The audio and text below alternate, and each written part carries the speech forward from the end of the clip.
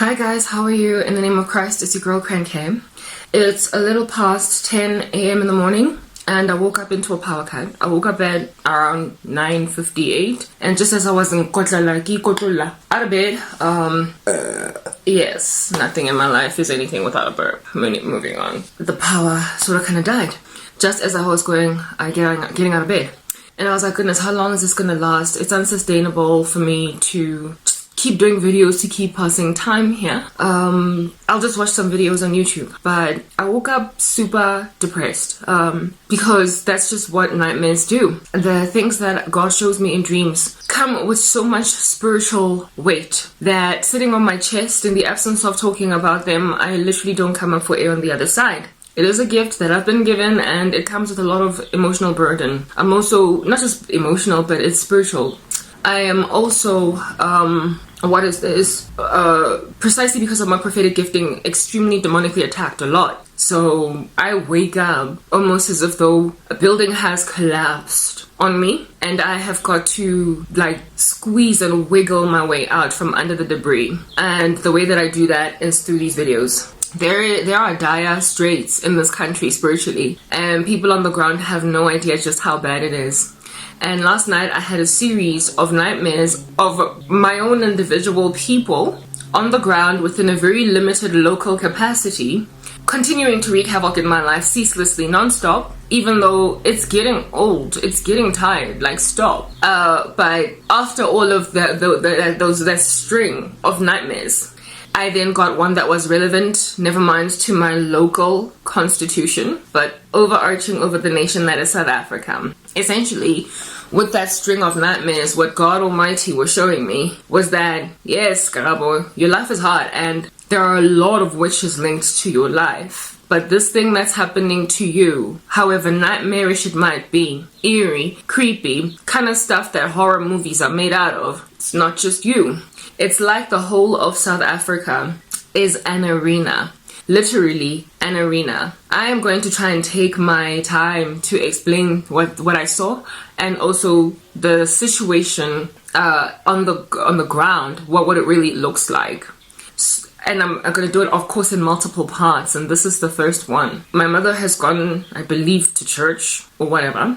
And so I've decided to use the house because every so often I want to feel like I'm living a normal life even though I'm not. So I don't want to record from like a bankrupt environment, decrepit and all that jazz.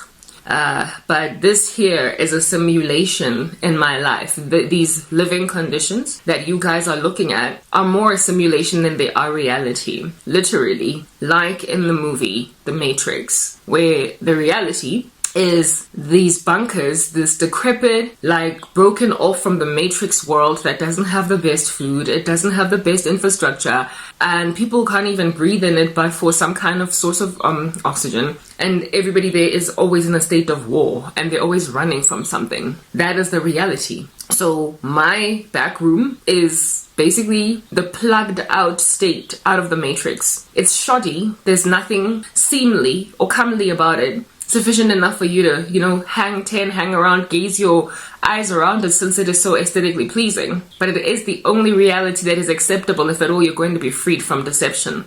I live in squalor, but my squalor is the only acceptable state currently because this environment that I'm in is a simulation. It is fake. It is the Matrix. It's not a reality.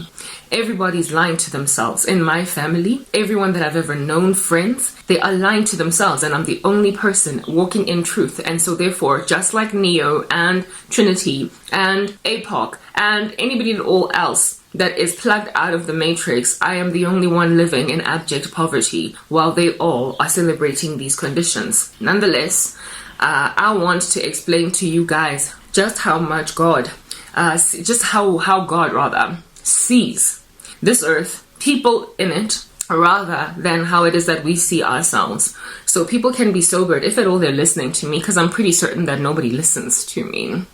I remember this one time watching some video of a Christian saying a testimony of sorts on YouTube. And she was wearing a top that had a big fat chunky Mickey Mouse on it.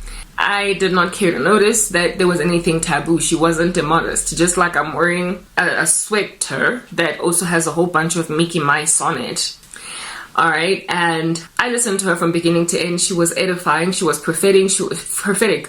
She was speaking things that really were like, goosebumps sort of kind of raising on my skin. And I went down the comments section to read what people think about what she's saying, and there was this guy there that literally, like a bullet out of nowhere, a bat out of hell, went on to mock her for wearing a shirt that has got symbols of Satan on it, or something ominous on it. And for me, I responded on his comment on that's just the problem with the current world. You are so busy unpacking and picking away at symbols and all that jazz in the media, subliminal messages and all these things, very conspiratorially so, checking out every last, eye of Horus thingy-bobby that a celebrity does. You are so busy looking at that and creating this, these guys all belong to Satan. They worship the devil. Look at Disney. Look at the subliminal messaging inside Disney and how it is that they are, pushing sex down children's throats. Look at what we picked up in the sub-message. Look at this and that. You are telling that to people almost as if though to suggest that Disney and the creators therein, Hollywood and the creators therein, and the actors and the actresses, the musicians, any entertainment industry in the world that is so full of satanic symbolism and showing everybody that they belong to some esoteric secret society, you are acting as a global citizenship as if though in and of yourselves you are not members of the mutiny. You are acting as if though Beyonce is the only Satanist on the earth. You are acting as if though Rihanna is the only Satanist on the earth, and Madonna and Lady Gaga and Steven Spielberg, Hollywood producers, the creators of Disney cartoons and all that jazz. Like, I'm all insecure about the noise outside. People are acting as if though all the wickedness and the exorbitant darkness of this world is there, far away. And we get to see it because these people are obviously of Satan. These people are obviously of Satan. These people are obviously of Satan. And these people are obviously of Satan. Without gauging rightly that even in your own ecosystem, you are either in and of yourself of Satan, or you are a victim under a great amount of tumult by someone that is of Satan.